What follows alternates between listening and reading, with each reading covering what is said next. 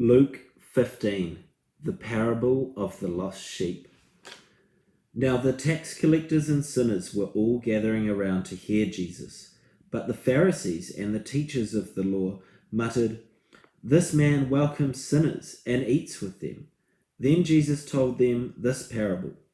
Suppose one of you has 100 sheep and loses one of them. Doesn't he leave the 99 in the open country to go after the lost sheep until he finds it? And when he finds it, he joyfully puts it on his shoulders and goes home. Then he calls his friends and neighbors and says, "Rejoice with me, I have found my lost sheep."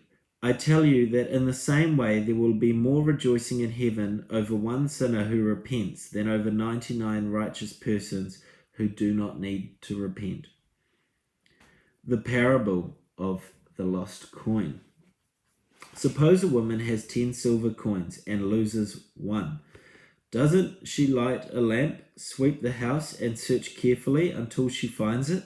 And when she finds it, she calls her friends and neighbors together and says, "Rejoice with me, I have found my lost coin."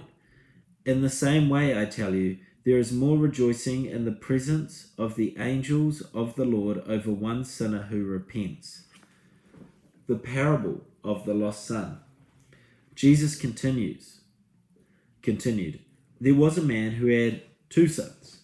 The younger one said to his father, 'Father, give me my share of the estate.' So he divided his property between them. Not long after that, the younger son got together all he had and set off for a distant country, and there squandered his wealth in wild living. After he had spent everything there was a severe famine in that whole country, and he began to be in need. So he went and hired himself out to a citizen of that country, who sent him into the fields to feed pigs. He longed to fill his stomach with the pods that the pigs were eating, but no one gave him anything. When he came to his senses, he said, 'How many of my father's hired servants have food to spare, and here I am starving to death. I will set out and go back to my father and say to him, Father, I have sinned against you, against heaven and against you. I am no longer worthy to be called your son. Make me like one of your hired servants.' So he got up and went to his father. But while he was still a long way off, his father saw him and was filled with compassion for him. He ran to his son, threw his arms around him, and kissed him. The son said to him, 'Father, I have sinned against heaven and against you. I am no longer worthy to be called your son.' But the father said to his servants, 'Quick, bring the best robe and put it on him. Put a ring on his finger and sandals on his feet. Bring the fattened calf and kill it. Let's have a feast and celebrate. For this son of mine was dead and is alive again. He was lost and is found.' So they began to celebrate. Meanwhile, the older son was in the field. When he came near the house, he heard the music and dancing. So he called one of the servants and asked him what was going on.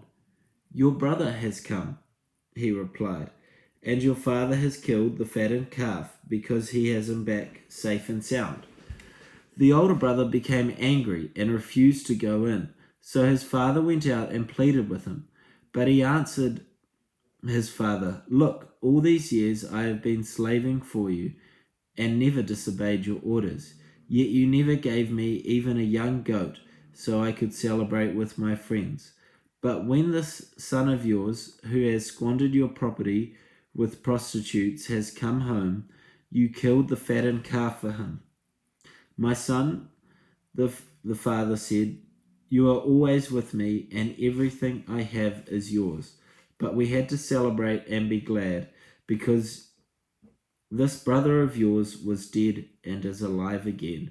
He was lost and is found.'"